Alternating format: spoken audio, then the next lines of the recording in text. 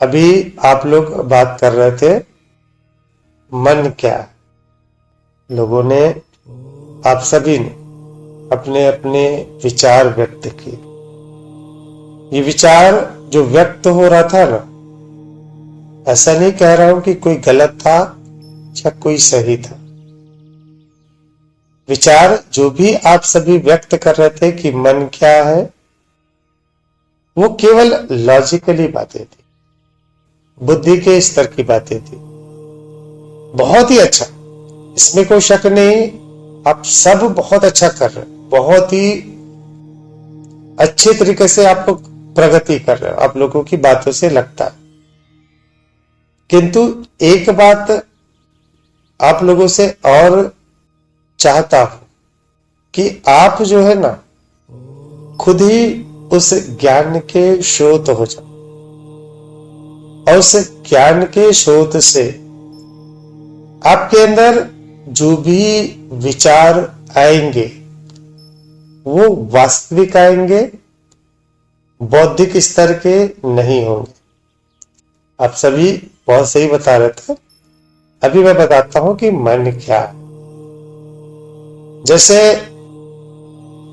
हम बात करते हैं इस भारत देश की या किसी संस्था की,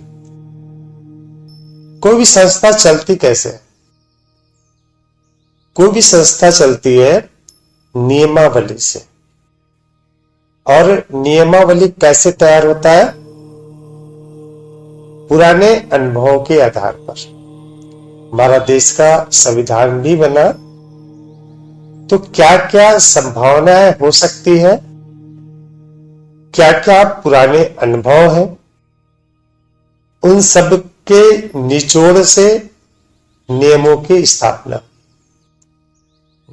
वो नियम, वो संविधान उस देश से अलग नहीं है, उस कार्य प्रणाली से अलग नहीं। सरकारें जो भी कार्य करेंगी उस संविधान के अंतर्गत ही करेगी, और नए अनुभवों के साथ उन संविधान में संशोधन भी होता रहे। कई बार वो रुकावटें भी आएंगी कि ये नियम और होने चाहिए या इस नियम में बदलाव होने चाहिए, तो फिर संविधान में उनका संशोधन किया जाता है। अब वो सरकार, वो संविधान, कानून एक दूसरे से अलग नहीं है, बिल्कुल भी नहीं। वैसे ही यह मस्तिष्क है। मस्तिष्क को समझिए सरकार। अब उसके पास यादें होती है, मेमोरी होती है। उन मेमोरी के आधार पर वो नियमावली तैयार करता। अब वो मेमोरी, वो यादें इफेक्ट होती है उसके स्वभाव से। तमस रजस सत्व, उसके स्वभाव से वो मेमोरी, वो यादें इफेक्ट होती है, उसके साथ जुड़ जाता है भाव। अब उस भाव के आधार पर वो जो मेमोरी है, वो यादें है, अच्छी या बुरी प्रतीक होती है। तो मस्तिष्क को कोई भी कार्य करना होता है तो वो अच्छी या बुरी में से अच्छी को, जो सबसे अच्छी है, अगर वो ना हो तो उससे कम अच्छी, वो ना हो तो उससे कम अच्छी। इस प्रकार से उन अनुभवों को, उन यादों को, और जो संकेत मिल रहे हैं इंद्रियों से, दोनों को आपस में जोड़ता है, और उसके आधार पर आगे शरीर को कार्य करने की आज्ञा देता है। दूसरे शब्दों में समझिए, कुछ खाने को आया, उस व्यक्ति ने खाना उस चीज को खाया। अब खाने के बाद जो भी स्वाद है, वो स्वाद मस्तिष्क तक पहुंच गया, ये हो गया उसकी मेमोरी। अब उसका स्वभाव क्या है? वो तामसिक है, राजसिक है, सात्विक है। अब वो जो स्वाद है उसके स्वभाव से जुड़ जाएगा। जैसे वो तामसिक है और खाना जो है चिकन है, तो उसको स्वाद अच्छा लगने लगेगा। अब वो उसकी मेमोरी में आ गया। अगर वो सात्विक है तो उसे मांस वगैरह अच्छा नहीं लगता, तो उसके अंदर बुरा का आएगा कि ये खराब होता है, तो वो भी उसकी मेमोरी में आ गया। अब जैसे अगले समय उसको खाना होगा, तो जैसे इच्छा हुई शरीर को भूख की, वो मस्तिष्क तक मैसेज पहुंच जाएगा कि भूख लगी है। जैसे वो उसके अंदर इच्छा आ गया कि मुझे भूख लगी है, तो फिर वो अपनी मेमोरी से निकालेगा कि क्या खाना है। तो जैसे वो तामसिक हो गया तो उसको चिकन बहुत अच्छा लगा, तुरंत मैसेज आ जाएगा कि चिकन खाना है। और यदि वो सात्विक था और सात्विक है तो उसके अंदर आ जाएगा कि चिकन नहीं खाना। ये है मन। इंद्रियों के जो भी संकेत है, उस संकेतों से अपने स्वभाव को जोड़ देना और उसे स्टोर कर देना, ये होता है मन। मन मस्तिष्क से भिन्न नहीं है, कोई अलग संस्था नहीं है, ये मस्तिष्क का ही कार्य है। जैसे संविधान सरकार से या न्यायपालिका से अलग नहीं है, बिल्कुल भी नहीं है। संविधान से ही सरकारें चलेंगी, संविधान से ही न्यायपालिका भी चलेगी, पूरा का पूरा सिस्टम। अगर उस संविधान से अलग कुछ करना है तो संविधान में संशोधन करना हो। जैसे वो तामसिक अगर वो सात्विक हो गया तो उसमें संशोधन करना होगा कि नहीं, चिकन खराब है। तो वो जो मन में पहले से सेव है कि चिकन अच्छा है, वो फिर वापस से आ जाएगा कि चिकन खराब है। ये क्या हो गया? संविधान में संशोधन या उनकी यादों में संशोधन, या हम कहते हैं मन परिवर्तन। उसका मन परिवर्तित हो गया, अब वो इस प्रकार का कार्य नहीं करता। ये संशोधन भी होते रहते हैं, कभी वो तामसिक हो जाता है, कभी राजसिक पहुंच जाता है, तो कभी सात्विक हो जाता है, फिर वापस इधर आ जाता है। वो बार बार डोलता ही रहता, जैसे उसके पास स्वभाव मिलता है वैसे ही हो जाता है। जैसे आप अभी बैठे, अभी हम अध्यात्म की बातें कर रहे हैं, तो आपका भी चित्त क्या हो जाएगा? सात्विक हो जाएगा। थोड़ी देर बाद घर पे आए, घर में लड़ाई चल रहा है या कुछ चल रहा है, आप राजसिक पहुंच जाएंगे, नहीं मेरा चलना चाहिए। और कभी ये हो गया कि अब हमको घूमना है, टीवी देखना है या हमको मनोरंजन करना है, आप धीरे धीरे तामसिक पहुंच गए। तो ये तो परिवर्तन होते रहता है, प्रतिदिन प्रति मिनट मनुष्य का स्वभाव परिवर्तित होते रहता है, वो स्थायी नहीं हो पाता। तीनों गुण उसमें विद्यमान है, तीनों के तीनों गुण। भीष्म पितामह थे, सात्विक भी थे और तामसिक भी थे। वो पकड़ के बैठे थे कि यही सत्य है जो मैं कर रहा हूं, उनको ज्ञान का कुछ पता ही नहीं था। सात्विक थे, वो जानते थे कि पाप है, ये पुण्य है, ये अच्छा है, ये बुरा है।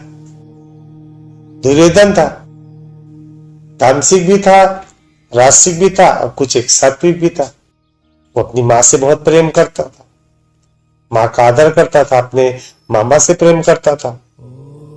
उसके अंदर प्रेम था ही, साथ कुछ ना कुछ मात्रा में सत्व था ही। अहंकार बहुत था, राजसिक बहुत था।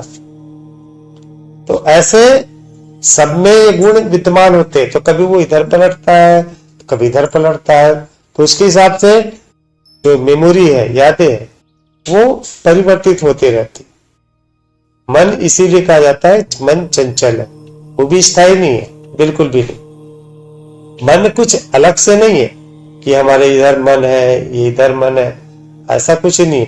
मन तो पूर्णतः एक मस्तिष्क की सीख है जो उसने 5 इंद्रियों से और अपने स्वभाव से रची हुई, अपने अंदर स्टोर करके रखी हुई। मन कहीं अलग नहीं है, ये मस्तिष्क का ही एक क्रिया प्रणाली कहना चाहिए। क्लियर हुआ आपको कि इसमें कुछ प्रश्न है? भैया, हाँ भैया, जैसे आप बता रहे हैं चिकन का ही हम कहते हैं, किसी ने खाने की इच्छा हो गई, चिकन खाया, तो पहले अगर मान लो उसका मन ने काम किया ना, वो तामसिक है तो उसे चिकन अच्छा लगा, तो फिर उसने वो तरंगे मस्तिष्क में भेजी तो वो स्टोर हुई। तो पहले मन ने कार्य किया, क्या ये कहने का मतलब, या पहले दिमाग कार्य करेगा? नहीं, कार्य शुरुआत होता है इंद्रियों से। ये 5 इंद्रियां हैं, ये मैसेज भेजती है मस्तिष्क को, और मस्तिष्क अपने स्टोर किए हुए यादों से, जिसे हम मन कहते हैं, उससे उसका समाधान ढूंढता है। मस्तिष्क स्वयं से कार्य नहीं करता, अपने आप से कार्य नहीं करेगा। जो इंद्रियां हैं वो मैसेज करती है, कोई भी चीज जो देखा, सुना, अनुभव किया, तो उसके आधार पे मस्तिष्क कार्य करता है। और मस्तिष्क केवल अपनी क्रिया प्रणाली के अनुसार ही कार्य करता है। मस्तिष्क स्वयं से कुछ नहीं करता, वो सब स्टोर करके रखता है। हमारा जो हृदय चल रहा है ना, जो पंपिंग कर रहा है, ये भी मस्तिष्क से ही चल रहा है। अन्यथा हृदय को नहीं पता कि क्या क्या करना है, वो मस्तिष्क उसको बताता है कि ऐसा पंपिंग करना है, क्योंकि मस्तिष्क में ये स्टोर है। इसको भी उसने सीखा है, जब वो माँ के गर्भ में था तब उसने सीखा है कि ये पंपिंग करने से क्या होता है, शरीर कैसे विकसित होता है, सब में रक्त प्रवाह होता है। उसने सीखा हुआ है, उसने स्टोर किया हुआ है, और वो फिर मस्तिष्क तक मैसेज पहुंचता है। मस्तिष्क फिर हृदय को बताता है। ये हमारे लंग्स कार्य करते हैं, ये भी मस्तिष्क के द्वारा संकेतों से कार्य करते हैं। शरीर के सारे अंग, एक भी अंग जो कार्य करता है ना, वो मस्तिष्क से करता है, और मस्तिष्क के पास जो स्टोर है उसके हिसाब से कार्य होता है। और मस्तिष्क कार्य तब करेगा जब उसको संकेत मिलेगा। ये तीनों चीजें, पहला संकेत मिलता है 5 इंद्रियों से, और 5 इंद्रियां फिर जो है मस्तिष्क के पास पहुंचेगी। मस्तिष्क अपनी यादों से फिर वो कार्य करेगा। आपको चिकन खाने की इच्छा है, बिल्कुल, आपका पेट पूरी तरह से भरा हो, आप बहुत शौकीन हो चाहे चिकन के कि पूछिए मत, आपका पेट पूरी तरह से भरा है, या आपकी तबीयत एकदम खराब है, आप एकदम ऑक्सीजन में बैठे हुए, कोमा में हो, ऑक्सीजन में बैठे हो, आप कितने भी चिकन के शौकीन हो जाओगे, आपको चिकन खाने की इच्छा नहीं होगी। तो क्या हुआ, मस्तिष्क पहले कार्य नहीं किया ना, आपके इंद्रियों तक इंद्रियों ने मैसेज ही नहीं भेजा मस्तिष्क को कि मुझे भूख लगी है, कुछ खाने की इच्छा है। जब वो इंद्रियां भेजेगी ना, तब वो मस्तिष्क कार्य करेगा ना। मन पहले शुरू होता है, जो हमारी यादें हैं वो जबरदस्ती का करती है, न ही मस्तिष्क पहले कार्य करता है। कार्य सर्वप्रथम इंद्रियां करती, जो रिक्वायरमेंट है उसको फुलफिल करती है, अपना कार्य करती है, और उसके आधार पर मस्तिष्क कार्य करता है। लेकिन ये इतना शीघ्र होता है, इतना तीव्र गति से होता है कि हमें समझ नहीं आता कि कौन पहले कार्य कर रहा है। इंद्रियां पहले कार्य कर रही है, अचानक से खाने की इच्छा लगने लग जाती है, तो आज चिकन खाया जाए, या आज हमको ये किया जाए, और सोचते कि मन ये कह रहा है। ये इतना तीव्र गति से हो रहा है, सेकंड के हजारों हिस्से का भी फर्क नहीं होता, हमको समझ ही नहीं आता। और हम सोचते कि मेरी इच्छा लग रहा है, मेरा मन कर रहा है ये करने का, कहते हैं ना, मन क्यों अचानक से कहने लग जाएगा? मन तब कहने लग जाएगा जब मस्तिष्क उसको उसमें ढूंढेगा। मस्तिष्क ढूंढेगा क्यों? जब उसके पास ये मैसेज पहुंचेगा कि ये रिक्वायरमेंट पूरी करनी है, ये संकेत आया, उस संकेत को पूरा करने के लिए अभी पूरा सब सोया हुआ है। भारत देश में सारे के सारे सोए हुए हैं। संविधान अपने आप से पन्ना पलटाना चालू कर देता है कि ये नियम है, ये नियम है, ऐसा कुछ करता है क्या? जब आवश्यकता होगी तब सरकार कार्य शुरू करेगी, तो कार्य शुरू करेगी तो फिर वो संविधान का सहारा लेगी। अच्छा, इसके क्या नियम है, इसको क्या करना है, तो ये करना है। अगर कुछ भी आवश्यकता ना हो, सब चीज एकदम बराबर हो, तो सरकार भी शांत रहेगी। क्या शांत रहेगी? तो संविधान का पन्ने भी नहीं पलटे जाएंगे।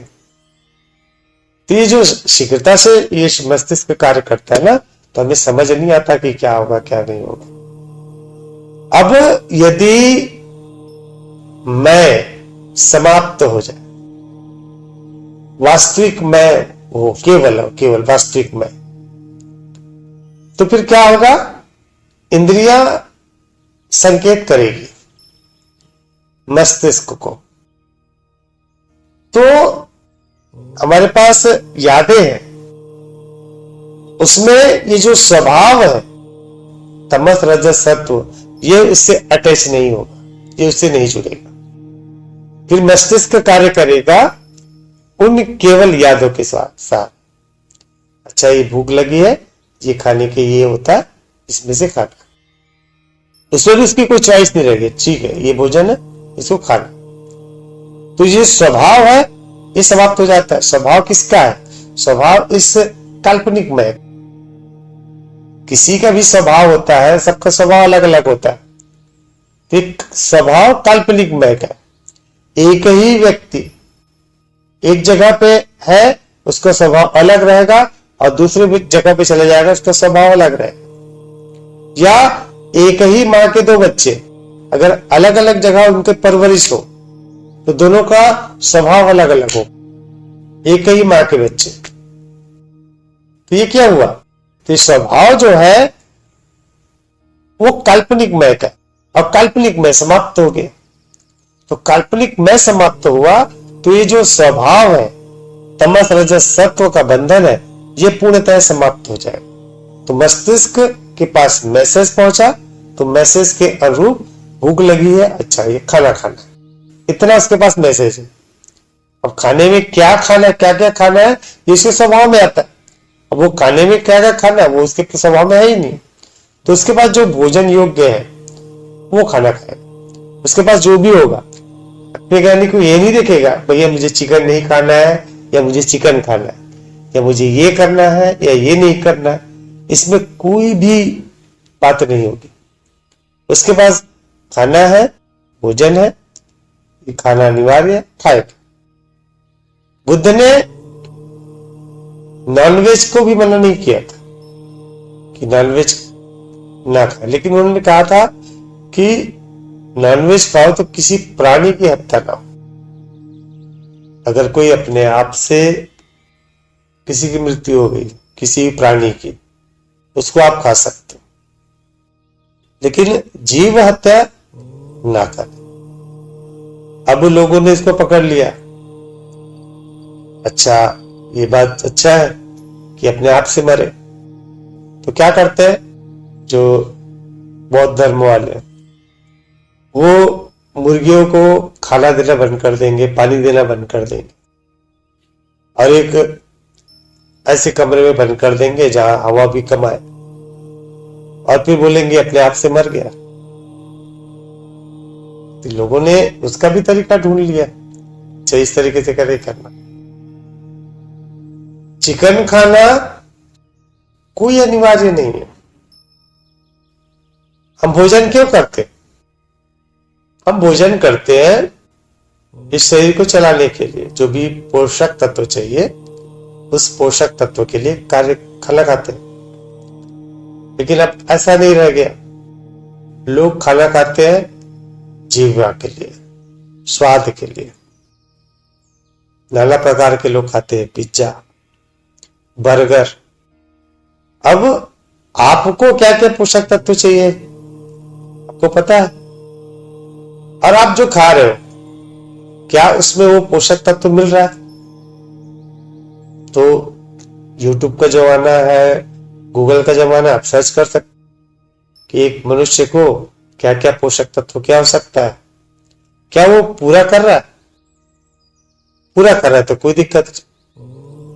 और जब ये सब चीजें आपको सब्जियों से, अनाज से मिल जा रहा, तो फिर चिकन को केवल स्वाद के लिए खाने की क्या आवश्यकता? केवल अच्छा लगेगा स्वाद, इससे प्राणी की भी आप हत्या कर रहे हैं। उस प्राणी को बनने में कितना समय लगा होगा, कितने मेहनत के पश्चात एक भ्रूण से अंडा बना, अंडा से फिर वो मुर्गी बना। उसको भी जीने की इच्छा है, वो ऐसे नहीं कर रहा मैं मुझे काट लो गई, उसकी भी जीने की इच्छा है।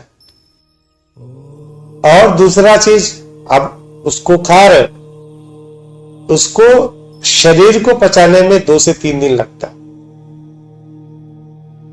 2 से 3 दिन आपके शरीर के लिए आप कर रहे हो और केवल जीभ के स्वाद के लिए अपने स्वभाव के अनुसार उसको खा रहे हो और पूरे शरीर को कष्ट पहुंचा रहे हो।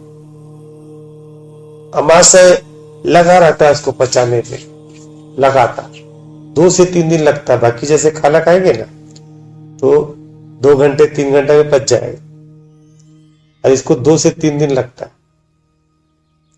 शरीर को भी कष्ट पहुंचा रहे हैं, उस प्राणी को भी कष्ट पहुंचा रहे।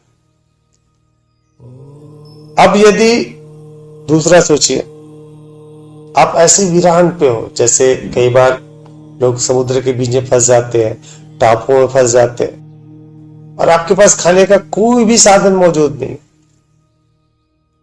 और यदि आप उस समय इसका सेवन कर रहे हो तो वो जीवन यापन के लिए अनिवार्य है, तब उसका आप सेवन कर सकते हो। तो ये जब बातें हैं, यदि हम आत्मज्ञानी हो जाते हैं, अकर्म में कर्म करने लगते हैं, हमें इच्छा ही नहीं होती स्वाद की, ना हमें इच्छा होती है कुछ खून खराबे की, ना हमारे अंदर इच्छा होती है बाहरी दिखावे की।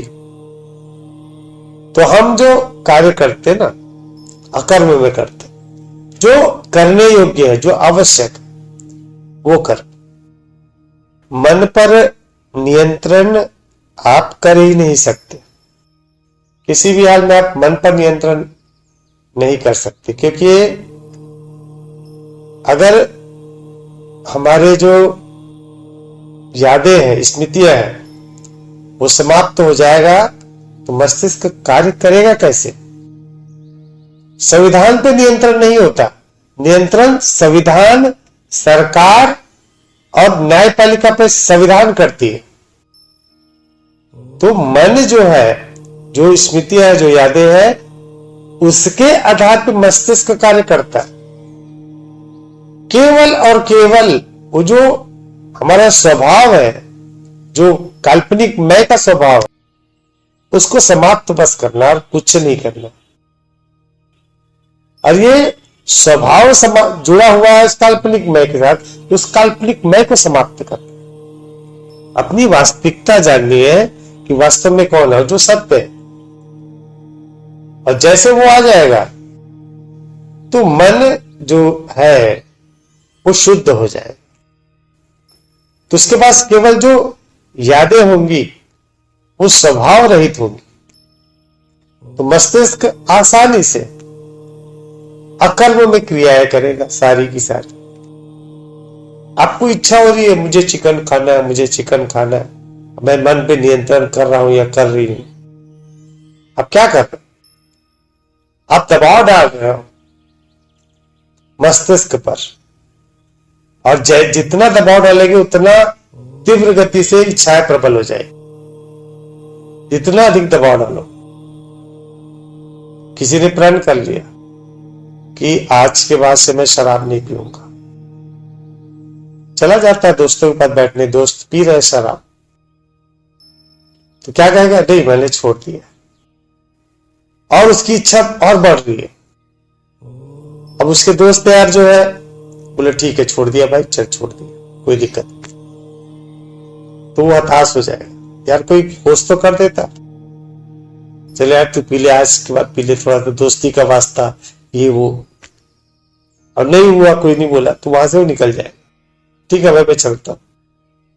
और यदि थोड़ा सा भी कोई फोर्स कर दिया, थोड़ा सा भी, तो तुरंत चल यार, तेरी दोस्ती के नाम पे पीना ही पड़े। शादियां होती है, शादियां, लोग खड़े रहते, मन करता है नाचे, हम भी सारे लोग नाच रहे, हम भी नाचे, और दबाए रहते मन को, नहीं अच्छा नहीं लगेगा, लोग क्या कहेंगे, नहीं करना है, मन को दबा रहे, और इच्छा तीव्र हो रही है, तीव्र हो रही है, और कोई हल्का सा भी हाथ पकड़ के खींच लिया, अरे आओ ना भाभी, आओ ना दीदी, और जैसे हल्का खींच लिया, उसके बाद इतना तेज नाचेंगे, इतना तेज नाचेंगे कि जो बैंड पार्टी वाला वो भी सोच पड़ जाता, भाई कैसे करके बजाए, ये तो इतना नाच रही है। ये जो मन को दबाने की बात है ना, ये ऐसा ही होता, मन आप दबा नहीं सकते, मन शून्य किया जा सकता।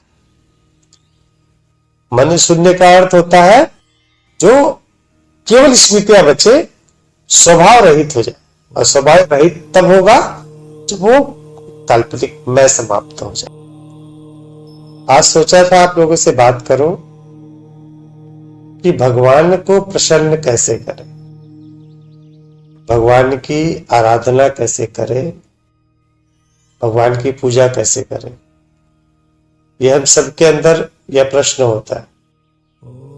भगवान को प्रसन्न करने का अभिप्राय केवल इतना ही होता है कि यह जो काल्पनिक मैं जो चाहता है, उसके मन में जो भी इच्छाएं हैं, शारीरिक मानसिक आर्थिक, वो पूरा कैसे हो।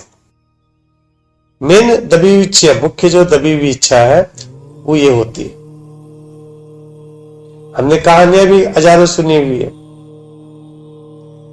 कि उसने इच्छा रखी तो तप में चले गए, फिर भगवान प्रसन्न हुए, वरदान मांगो, और भगवान ने उनको वरदान दिया।